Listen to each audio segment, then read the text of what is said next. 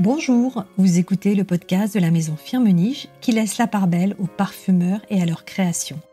En collaboration avec le podcast La Voix du Parfum, qui fait entendre ce qui habituellement se sent, nous donnons la parole à nos parfumeurs créateurs. Ils partagent ici leur métier, leur carrière, leur passion. Ils nous racontent leur rôle au sein de la maison Firmenich et ce qui les anime chaque jour. Ils se confient sur leurs inspirations, leurs rêves et nous dévoilent aussi quelques confidences. Bonne écoute! Il y a parfois des comparaisons évidentes, et celle-ci en est une. Nicolas Bonneville, parfumeur au sein de la maison Firmenich, vous ressemblez à un ébéniste. Certes, créer un parfum et réaliser un bel objet en bois sont des métiers d'art, d'artisan et de passion, mais pour vous, cela va plus loin. Il y a une fascination pour la matière, le geste, l'œuvre, et puis des idées autour de vous, en quête d'émotion, repoussant les limites de votre imagination. Bonjour Nicolas. Bonjour Isabelle. À l'instant, je parlais d'ébénisterie en la comparant à la parfumerie. De vos parents restaurateurs, vous avez hérité ce goût particulier pour l'artisanat et le savoir-faire. Ces métiers créatifs faits de maîtrise et d'assemblage de matières sont pour vous similaires à votre vision de la construction d'un parfum. En fait, quels sont les points communs ? Ils sont énormes. Je dirais d'abord qu'on ne construit pas un parfum sans connaissance de sa matière. C'est une exploration au quotidien qui interviendra tout au long de la vie du parfumeur. On parle de gestes. Dans la parfumerie, on pourrait parler d'accords qu'on travaille, qu'on torture, qu'on va explorer. Oui, c'est la relation entre l'artisan, sa matière, sa connaissance, son imaginaire, l'émotion qu'il veut faire passer. En quoi avoir rejoint la maison Firmenich vous permet-il de vivre votre métier dans cet esprit-là ?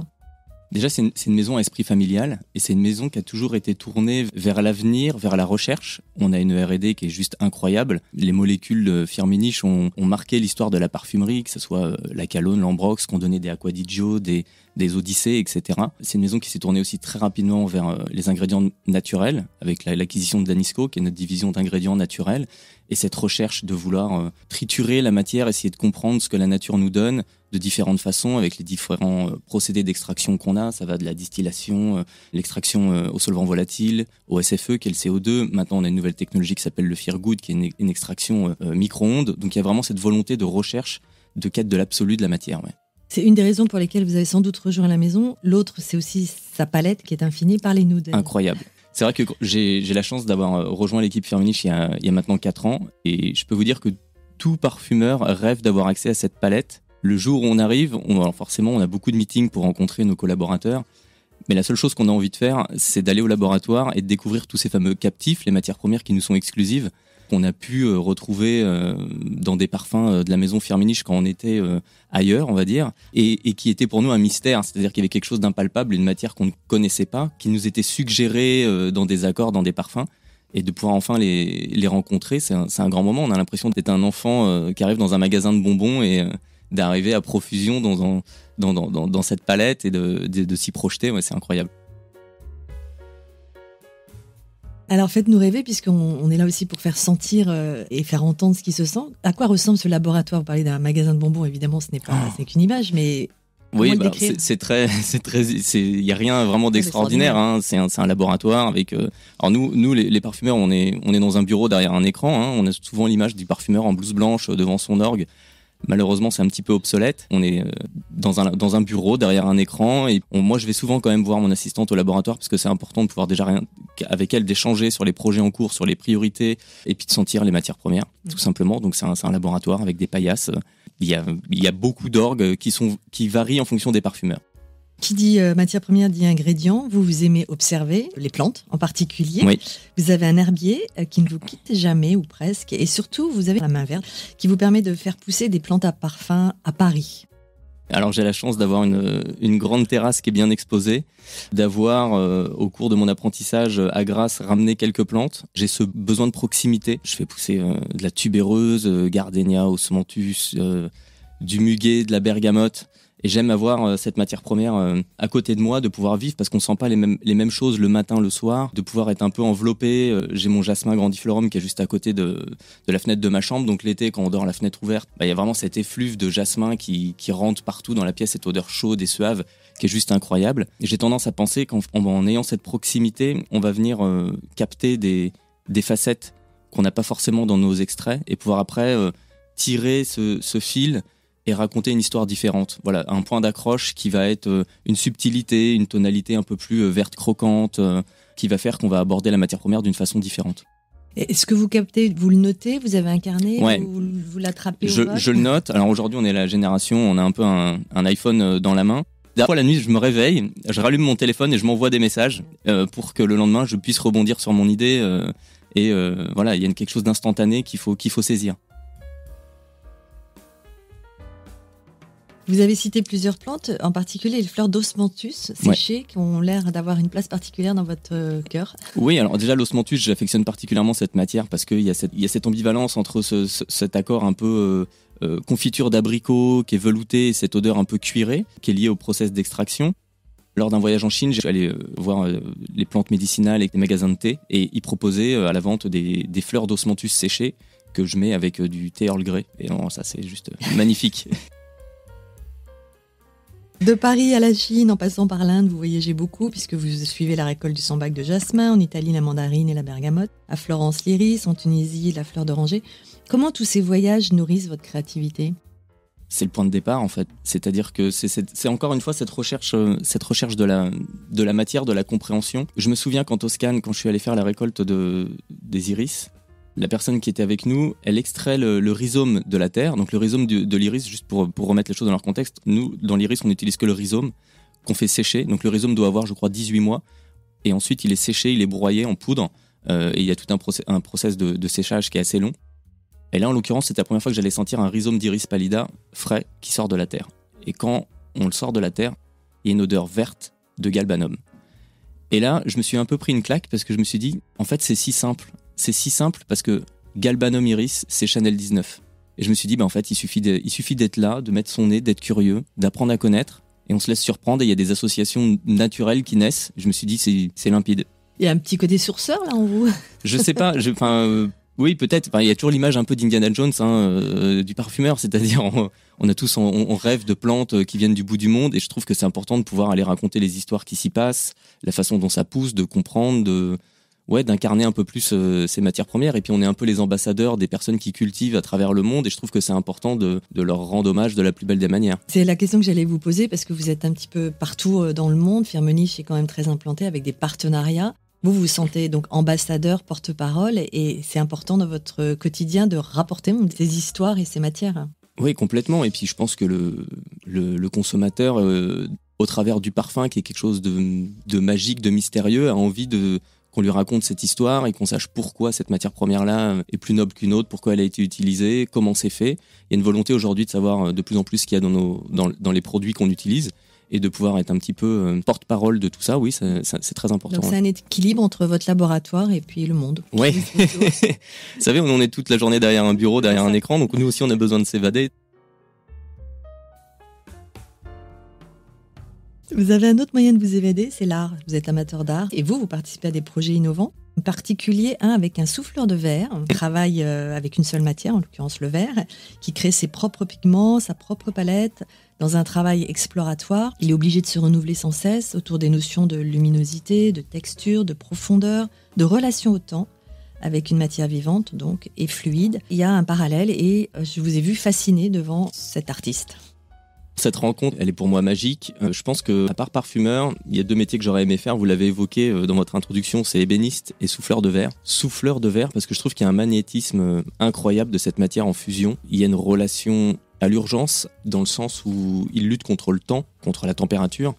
Il y a une projection dans le temps d'une matière unique. Il y a cette visualisation, comme vous l'avez dit, il fait ses propres pigments. Donc, on parle du souffleur de verre qui s'appelle Jérémy Maxel Vintrebert, qui a ses ateliers dans les viaducs des Arts avenue Doménil à Paris. J'invite tout le monde vraiment à y aller parce que c'est juste incroyable. Vous pouvez le voir souffler tous les jours depuis la rue. Ce qu'il fait est magnifique. Sa relation à la matière, elle est fusionnelle en fait. Son métier, il est complètement en fusion avec sa matière. C'est-à-dire que quand il est en train de souffler, la matière est vivante. Il y a une urgence de créer, de comprendre, d'agir, de se projeter dans le temps. Quand lui, il est en train de souffler, c'est orange fluo. Derrière, après un temps de séchage, refroidissement, les pigments vont apparaître, les couleurs. Donc il y a une projection dans le temps. Donc il y a tout un parallèle à faire avec la parfumerie. C'est-à-dire que nous, on travaille avec des matières premières liquides qui vont avoir vocation à être sprayées, qui vont évoluer dans le temps en fonction des notes de tête, de fond, de cœur, etc. Ouais, il y a un rapport à la matière qui est assez similaire. Ouais. Et cette notion de geste aussi, il y a un parallèle, on vous voit observer, il y a une lenteur, il y a une précision comme en parfumerie, quelque chose d'alchimiste aussi. Ouais, il a ses outils qu'il confectionne lui-même, donc il y a cette notion aussi de connaissance de sa propre matière, ce dont il a besoin. Oui, la notion de geste, c'est une notion qui est importante pour moi, parce que c'est par le geste qu'on dompte la matière, en fait. C'est-à-dire qu'on apprend de sa matière au fur et à mesure qu'on la manipule. De retour à votre laboratoire, qu'est-ce que vous a inspiré cette visite ? Qu'est-ce que vous avez fait de tout ce que vous avez reçu de ce souffleur de verre ? La façon dont on a travaillé ensemble, c'est la suivante. Lui avait une exposition qui allait arriver dans les mois suivant notre rencontre, qui s'appelait Adèle. Il a toute une réflexion sur la matière. Il est tourné vers, j'allais dire vers les étoiles, mais vers le Big Bang, la matière, la création de la matière, de l'univers, la lumière, etc. Et tout est parti de la matière. En fait, quand on s'est rencontrés, il m'a dit écoute, je vois pas bien ce qu'on peut faire ensemble. Moi, tu sais, je souffle du verre. Le reste, c'est un peu bullshit. Et je lui ai dit viens dans mon labo, je te fais sentir des matières et on en parle. Et en fait, qu'est-ce que vous lui avez fait sentir alors ?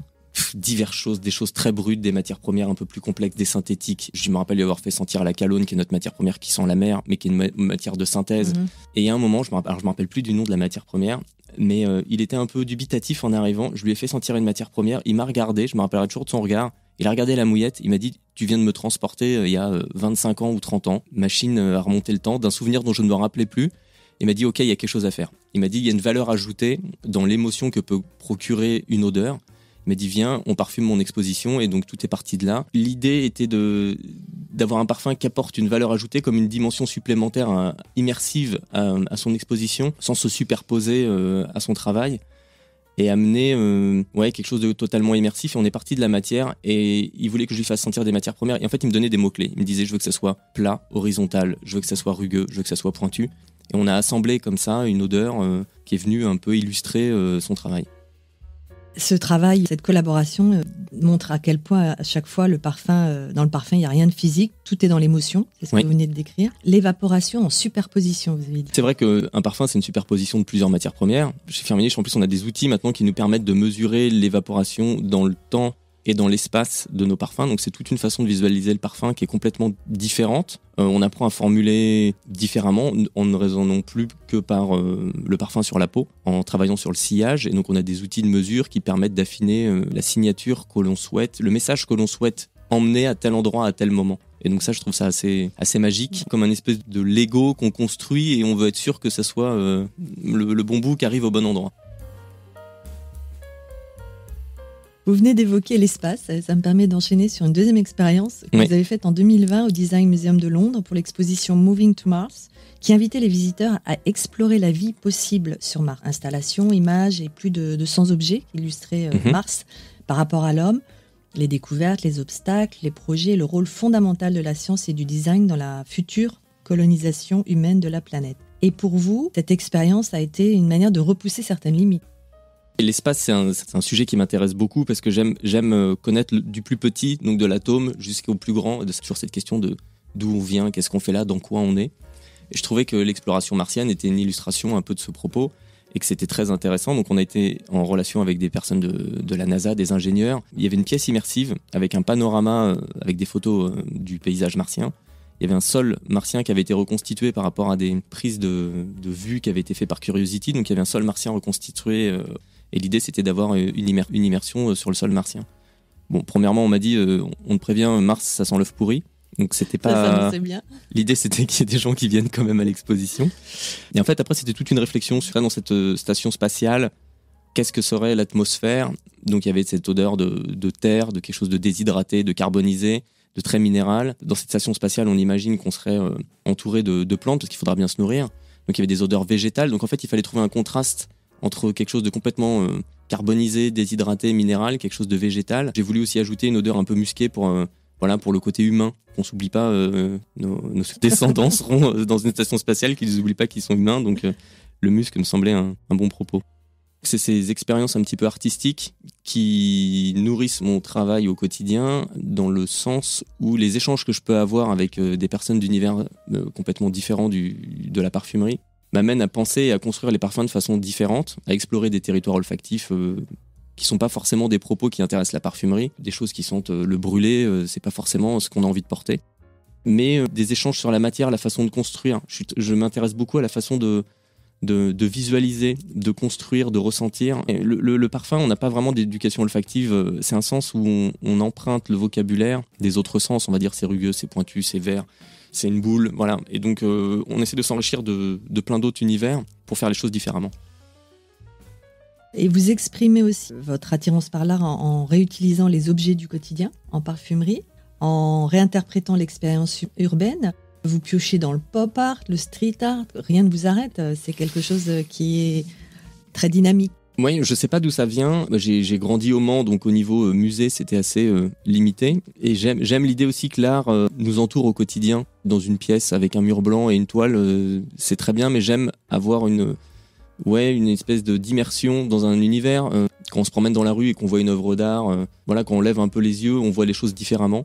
Je trouve que ça rend l'art accessible. C'est un peu l'art pour tous, dans le sens où ça doit être accessible, ça doit être fun, ça doit parler à tout le monde. Le monde qui vous entoure vous nourrit, vous inspire, vous fournit toutes les idées, ça fourmille d'ailleurs.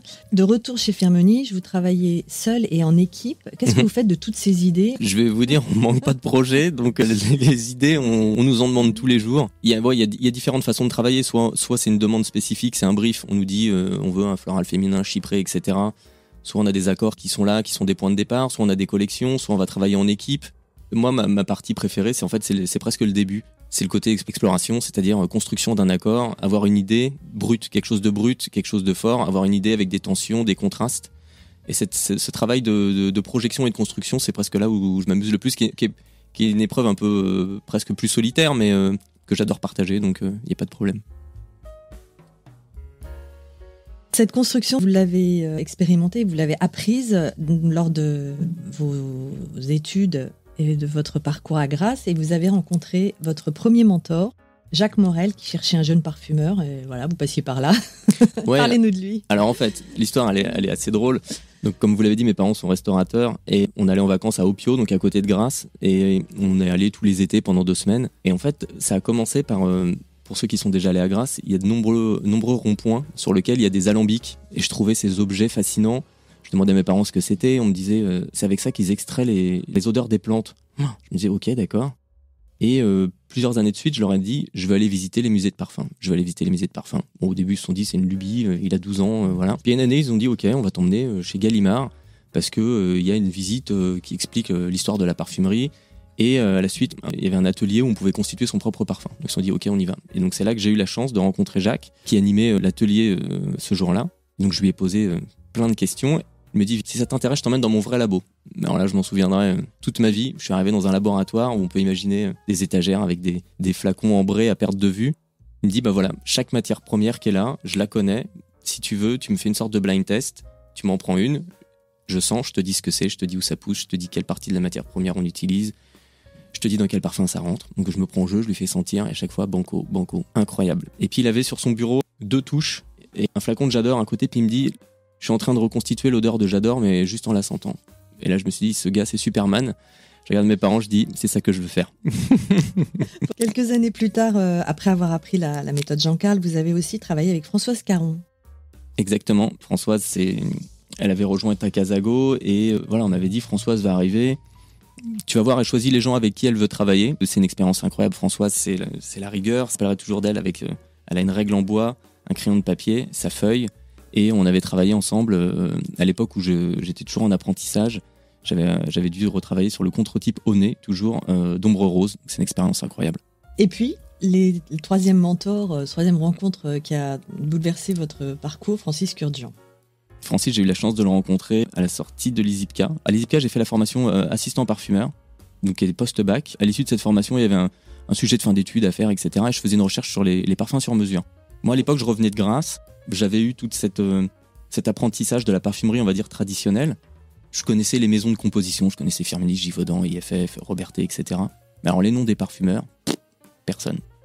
Et je fais donc des recherches sur les parfums sur mesure. Francis venait de créer sa marque, mais où à l'époque, c'était pas forcément les parfums tels qu'il les vend aujourd'hui, c'était vraiment que du sur-mesure. Et il y avait une bio sur son site internet qui disait, voilà, je m'appelle Francis, je suis pas de Grasse, j'ai fait le mal à 25 ans, je fais ceci, cela. Je me suis dit, wow, c'est incroyable, ça me parle. Et donc j'ai envoyé un mail, par hasard. Francis m'a répondu, je veux vous rencontrer. Et à 19 ans, je suis arrivé chez Tacazago. Il n'y avait pas de structure réelle d'école, donc on a fait comme on a pu, c'était très bien. Et expérience incroyable de pouvoir apprendre avec Francis Kurjan au quotidien, la rigueur, la méthode, les formules sur 100. Enfin voilà, un bonheur. Vous parlez de rigueur. Il y a une autre actualité. Vous participez chaque année à la légendaire course automobile des 24 heures du Mans. J'y vais en tant que spectateur. C'est une course automobile qui me fascine. Et il y a beaucoup de parallèles avec la parfumerie, encore une fois. C'était ma question. Voilà. Ouais. En fait, c'est pas un sport solitaire, c'est un sport d'équipe. J'ai la chance d'avoir un ami qui lui court depuis de nombreuses années. Et quand on a la chance de voir une course de l'intérieur depuis les stands, c'est juste fantastique. C'est-à-dire que c'est comme de la parfumerie, dans le sens où c'est un travail d'équipe. On n'est pas seul. On a souvent tendance à penser que le parfumeur est un peu chef d'orchestre, tête d'affiche. Mais si derrière il n'y a pas les labos, si derrière il n'y a pas les commerciaux, la R&D, ça marche pas. La course automobile est 24 heures du Mans. Donc c'est une course qui dure 24 heures, comme son nom l'indique, qui se fait avec 3 pilotes sur une même voiture. Et donc il faut avoir de la régularité, il faut être complémentaire, il faut se parler, il faut s'expliquer les choses. Voilà, quand on sort de la voiture, il faut dire fais attention, il y a ceci. Il y a tout un esprit d'équipe, de communication, de rigueur. Et il faut que tout le monde soit bon pendant 24 heures. C'est un sprint, mais en fait c'est un marathon. Et c'est ce que vous vivez au sein de la maison Firmenich. Exactement, c'est exactement ça. Concernant les facettes de votre métier, je vais vous dire des mots et je vous laisse les commenter, les improviser sur ce qui vous inspire. La notion de style. Le style, moi, minimaliste, je ne peux pas prétendre être minimaliste. J'aime que les choses soient faciles, soient confortables, soient plaisantes, soient plaisir. Je pense que le parfum est fait pour se faire plaisir. Après, est-ce que j'ai un style, j'en sais rien, je pense pas. Pas encore, en tout cas. La notion d'expression. C'est ultra important. En fait, on fait ça tous les jours. On exprime une vision, une envie, un désir, ouais, c'est une liberté. C'est une liberté, en fait, ce qu'on fait tous les jours. On est passionné, on est libre et on s'exprime. Dans le même esprit, l'intention. L'intention, c'est le message qu'on veut porter, c'est ce qu'on veut dire. En fait, c'est souvent, alors ça, on nous le rabâche tous les jours parce que lors d'un développement qui peut durer quand même plusieurs années, souvent on nous dit à chaque fois, c'était quoi les piliers du départ ? C'était quoi l'intention ? Donc en fait, il faut toujours l'avoir en tête. Et on jongle sur, 15-20 projets toute la journée, il faut se rappeler à chaque fois, le message c'était ça, le message c'était ça. Donc l'intention, elle est ultra importante. Les effets de matière. C'est la base, c'est-à-dire qu'on a un travail qui est un peu similaire à un travail d'un sculpteur, c'est-à-dire qu'on va façonner, donc il faut savoir quand on a besoin de matière à tel endroit, de sensation, de qualité, de rugueux, on charpente, on utilise, on polit. Donc les effets de matière, c'est toute la journée on passe notre temps à facetter. La texture. C'est pareil, la texture, la matière, c'est des éléments ouais, de langage. Le parfum, en fait, ça se ressent, c'est presque physique, donc il y a une notion de toucher. À propos du parfum, ça se ressent. Vous avez été touché par le livre Le parfum d'Edmond Onitzka, que vous citez de temps en temps, qui disait « Nous ne manquons pas de matériaux, mais d'imagination ». J'ai trouvé cette phrase fascinante, parce qu'en fait, avec la carrière qu'il a eue, se dire qu'il y a toujours cette possibilité d'apprendre, de rencontrer, de faire, et qu'en ayant un peu de curiosité ou d'envie, on arrivera toujours à faire quelque chose de nouveau, quelque chose de surprenant. Je me rappelle de ce livre, en fait, c'est mon mentor Jacques qui me l'avait donné quand j'ai commencé à travailler avec lui, là, 12 ou 13 ans, avant qu'on mette le process pour travailler ensemble. Il m'a dit, écoute, lis ce livre. Il m'avait donné, donc c'était son livre, le Que sais-je de Runishka, le parfum, qui était son livre qui avait traîné dans son laboratoire, donc il y avait une odeur, l'odeur de labo, de parfum un peu mystérieuse. Je me rappelle qu'au début du livre, Runishka dit... Alors, il n'y a pas beaucoup de personnes qui ont écrit sur le parfum. Certains auraient dû le faire, mais ils ne l'ont pas fait par égoïsme. Et les autres auraient dû s'abstenir. Je me suis dit, comme mise en bouche, c'est quand même pas mal. Tout est dedans, en fait. On a la rigueur dont on va avoir besoin tout au cours de notre carrière. La détermination à explorer et à connaître sa matière. À se remettre en question tout le temps, à refaire ses gammes, à challenger sa mémoire olfactive, à nourrir son imaginaire. Quand on lit son manifeste, parce que c'est presque ça, et dans ses autres livres ça transparaît, il s'entraînait comme un sportif de haut niveau, il avait une rigueur incroyable. Et une vision, il était visionnaire, presque mathématicien, philosophe. Il sentait qu'il y avait des choses qu'on allait découvrir par la suite au niveau sensation, émotion, lien avec le vécu, la mémoire olfactive. C'était assez fascinant. Ouais. Comment, selon vous, on peut encourager nos auditeurs à entretenir cette mémoire olfactive que vous citez à plusieurs reprises ? C'est pas facile parce qu'on n'a pas accès aux matières premières que nous on utilise. Donc aujourd'hui, il y a un petit peu une tendance à l'aromathérapie. Donc déjà, ça fait une certaine accessibilité à certaines matières premières d'origine naturelle. Donc on peut éduquer son nez avec des huiles essentielles diverses et variées. Et après, c'est de la curiosité au quotidien. Si on se promène dans la rue, on va dans un champ, on va en forêt. Même si on n'a pas le nom des molécules, on peut travailler notre mémoire olfactive. C'est comme le piano, hein. Si on en fait 7 heures par jour, au bout d'un moment, on va savoir à peu près jouer d'un truc. Donc, Parmi ces matières, quelle est celle qui vous plaît le plus, avec laquelle vous aimeriez faire un parfum peut-être idéal ? En tant que parfumeur, il y a toujours le fantasme de l'ambrox. Hein. Je suis dans la bonne maison pour le faire. C'est une matière extraordinaire. Racontez-nous. C'est une matière ambrée, sensuelle, chaude, qui a des tonalités un peu aromatiques de sauge, avec une espèce de chaleur. C'est propre en même temps. C'est une espèce de côté un peu sensuel, sexuel à l'intérieur. Et en fait, ce qui est rigolo, c'est que depuis que je suis jeune, je rêve d'aller chez Firmenich, parce que je me rappellerai toujours sur une des étagères de mon mentor, il y avait ce petit flacon bleu marqué Firmenich Ambrox dessus. J'ai senti ça, j'ai dit waouh, c'est quoi ce truc ? Non, mais c'est un rêve de gosse, hein. C'est un rêve de gosse, tout simplement. Il y a un autre choc olfactif qui vous a orienté vers ce métier, c'est quand vous avez senti Dior Homme. Dior Homme, c'est arrivé, j'étais déjà en apprentissage, mais pour moi, c'est un des derniers grands masculins, au sens, il s'est passé un truc, quoi. Enfin, j'adore l'iris, j'adore le cèdre, les orientaux, je trouve qu'il y a quelque chose de sublime dans ce parfum, il y a un équilibre assez incroyable. Il y a des parfums comme ça qu'on rencontre, on sait pas pourquoi, ça nous bouleverse. J'ai une histoire, si vous voulez, qui est assez drôle. On disait tout à l'heure que mes parents étaient restaurateurs, c'est ma maman qui m'a raconté ça, et l'appartement était au-dessus du restaurant, donc on vivait au-dessus, et service arrivant, enfant, on était couchés, je sais pas, à 18h30, 19h. Et en fait, on avait un de nos clients qui s'appelait Monsieur Vallon. Quand il venait, ma maman, elle me retrouvait dans la salle, parce qu'en fait, il portait Kouros. J'avais, je sais pas, 2-3 ans. Elle était complètement paniquée, parce que je savais pas marcher, il fallait descendre les escaliers. Et elle me retrouvait à sa table, et en fait, je sentais Kouros.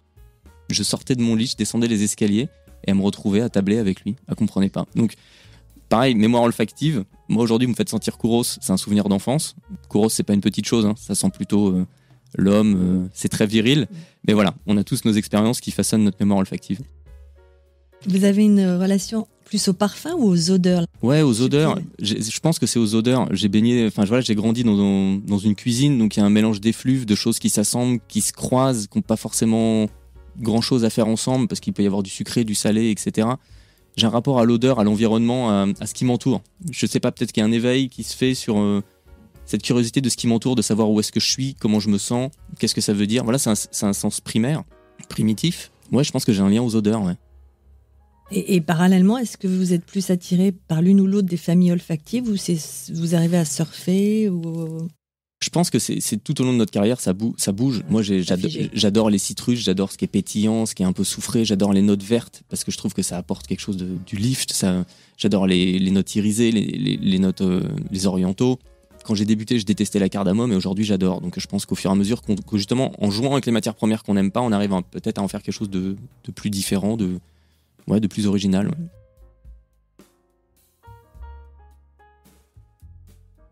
Et ça m'amène à la question primordiale. Wow. Qu'est-ce qu'un bon parfum à vos yeux ? Déjà, un bon parfum, c'est un parfum qui nous apporte une émotion, ça c'est évident. C'est un parfum qu'on a plaisir à porter, qu'on a envie de remettre, qui laisse une trace sur un pull, sur une écharpe, qui nous rappelle quelqu'un. Ça, la mémoire olfactive, un parfum, une odeur. Moi, j'ai ma marraine qui porte Angel. On est tous à lui dire quand elle essaie de changer de parfum, qui est cette personne ? Non, nous, toi, t'es Angel, quoi. Ça, c'est le parfum d'aujourd'hui. Comment vous voyez la parfumerie de demain, en vous projetant dans les 10 années qui viennent ? Surtout avec la palette que vous avez chez Firmenich. Oui, et en même temps, notre palette, elle est en pleine mutation. On voit les demandes clientes et consommateurs qui changent. Notre palette est en pleine révolution, puisqu'on a des contraintes maintenant de biodégradabilité, de carbone renouvelable. Notre palette est en train de changer de façon assez impressionnante. C'est assez excitant de voir cette révolution se faire, d'y participer, de découvrir un peu à tâtons comment ça se passe, parce que ceux qui intègrent aujourd'hui les écoles de parfum auront des exercices et ont déjà des exercices liés à ces nouvelles contraintes. Nous, on découvre. Donc c'est assez rigolo de découvrir des choses avec des parfumeurs plus seniors qui se disent oh, c'est quoi ce truc, comment ça marche, et puis d'autres qui se disent ouais, ok, c'est là-dedans qu'il faut aller absolument, c'est l'avenir. Notre palette est en train de changer, la façon de faire du parfum est en train de changer. Dans quel sens ? Dans le sens où il faut être plus transparent, plus responsable, il faut être créatif de façon différente. Il y a des matières premières, ça a toujours été le cas, qui vont devenir interdites, donc il faut se renouveler. Et je pense que c'est en se renouvelant qu'on fait des nouvelles choses. Ce serait le mot de la fin. Merci. Merci à vous.